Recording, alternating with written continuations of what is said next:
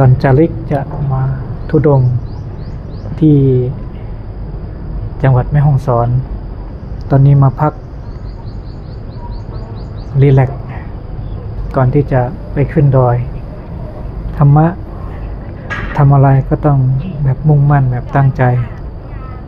เพราะว่าธุดงควัตรเป็นวัดที่ขัดเกลากิเลสคือการนำออกคือการตัดสิ่งต่างๆที่เป็นเครื่องร้อยลัดเครื่องพันธนาการออกมาถึงได้พาพระนุษย์ออกมาจากวัดที่เรามีหน้าที่ต้องรับผิดชอบตอนนี้เราก็มารับผิดชอบกายรับผิดชอบใจของเราด้วยกัน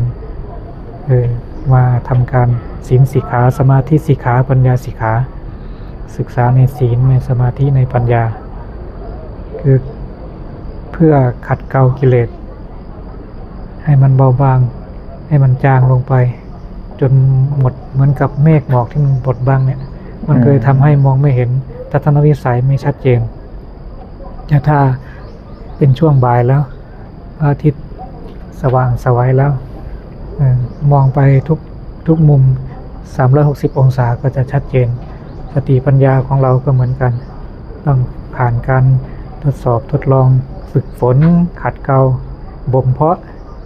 เอาจนแบบสว่างเจิดจ้าเหมือนกับพระอาทิตย์พระจันทร์ไม่มีคำว่ามีอะไรมาบดบังเหมือนกับใจของเราที่สะอาดบดจดแล้วมีอยู่น้ำลายพวกนั้นแสงสว่างคือปัญญาแล้วส่องไปตรงไหนก็ทั่วถึงทุกมุมทุกห้องของหัวใจที่มีอนุสัยที่หมักหมมอยู่ก็ทะลุทะลองออกมาเห็นประจักษ์จนหมดจดคำว่าวิสุทธิ์คำว่าบริสุทธิ์คำว่านิพพานคือไม่มีอะไรมาทำให้เศร้าหมองได้มีความปกติมีสติมีมหาสติเมื่อมีสติมีมหาสติแล้วก็มีความปกติ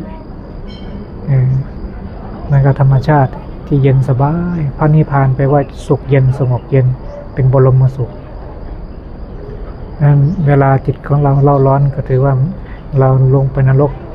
อย่างเต็มหัวใจแล้วนะเวลาจิตใจของเราสุขสงบร่มเย็นนั้นจิตเราเข้าถึงพระนิพพานอันดินแดนเป็นบรมสุขคือสุขสงบร่มเย็นนั้นคนจะแสวงหาความสุขหรือแสวงหาความเล่าร้อนแต่แสวงหานรกให้แสวงหาความสุขสงบร่มเย็นเหมือนกับอากาศบนยอดพระธาตุดอยกองมูจังหวัดแม่ฮ่องสอนพระคุณเจ้านำความสุขสงบร่มเย็นพระพุทธเจ้านำความสุขร่มเย็นมาโปรยปลายพระธรรมเทศนาเหมือนกับน้ำที่มาดับไฟอันเล่าร้อนราคะโทสะโมหะที่มันเผาทำให้เราร้อนเอาน้ำพระธรรมมาดับด้วยสติด้วยปัญญา